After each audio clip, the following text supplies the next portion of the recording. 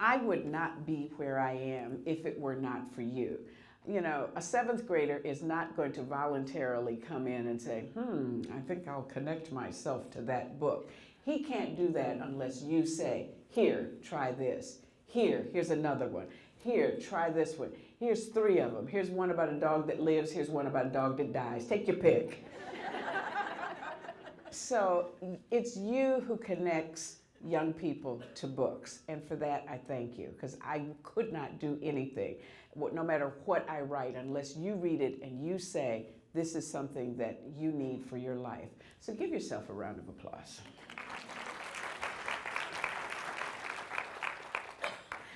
People ask me all the time, how do I get a book published? I have no idea.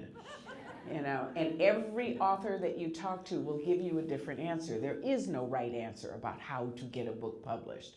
But I sent Tears of a Tiger to 25 publishing companies, got 24 rejection letters in a row, not in a hurry. It took months for all that negativity to come to my mailbox. So, but the very last letter was from Simon & Schuster, and they said yes. And we were talking yesterday about Katrina, and so many people here live somewhere on the coast and were affected or had family members who were affected, some very severely, by the powerful effects, you know, before it, during it, after it, since. Still, people are feeling the effects of what happened during Katrina. And every summer we fear for the next hurricane season, for what may happen. There's this feeling of helplessness, this feeling of frustration. And as I talk to people, and when you sit down, that's all you, where were you during Katrina? And you get a good hour's conversation where everybody wants to know, this is what happened to me, and there was so much pain and so much frustration and so much helplessness and so much anger and so much sorrow. So I want you to take all of that anger and frustration and sorrow and put it inside of one person. Not a whole community, but inside one person. That's Melody, the main character in the newest book, which is called Out of My Mind. And Melody, I named her Melody on purpose because the name is melodic and poetic. There's music that flows through the entire book. Her life is decorated by music. And the child needs as much decoration as she could possibly get. But her entire life is one of frustration. Yet it's also a life of courage, because Melody has issues. She has problems. She wants what every child wants. What do kids want? They want friends. They want somebody to talk to. They want somebody to giggle with. They want somebody they can text. You know how well they text, don't you? They can text with the phone in the back pocket, and looking straight at you saying, I ain't got no phone, while they are texting full, complete sentences with no spelling errors in their back pocket. You know they can do that.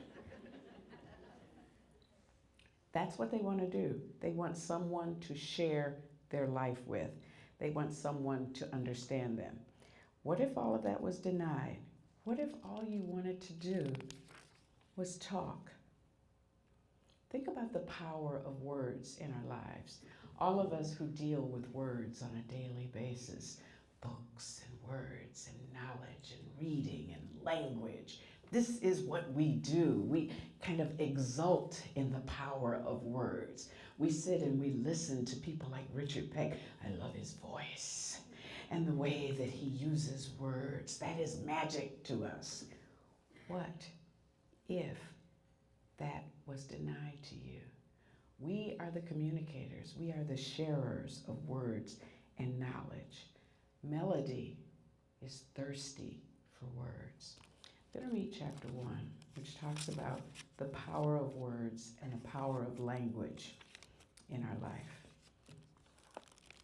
It's called Words. I'm surrounded by thousands of words, maybe millions. Cathedral, mayonnaise, pomegranate. Mississippi, Neapolitan, hippopotamus. Silky, terrifying, iridescent, tickle, sneeze, wish, worry. Words have always swirled around me like snowflakes, each one delicate and different, each one melting, untouched in my hands. Deep within me, words pile up in huge drifts, mountains of phrases and sentences and connected ideas, clever expressions, jokes, love songs. From the time I was really little, maybe just a few months old, words were like sweet liquid gifts, and I drank them like lemonade. I could almost taste them.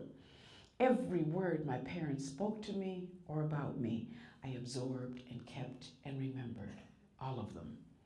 I have no idea how I untangled the complicated process of words and thought, but it happened quickly and naturally. By the time I was 2, all my memories had words, all my words had meanings, but only in my head. I've never spoken one single word. I'm almost 11 years old.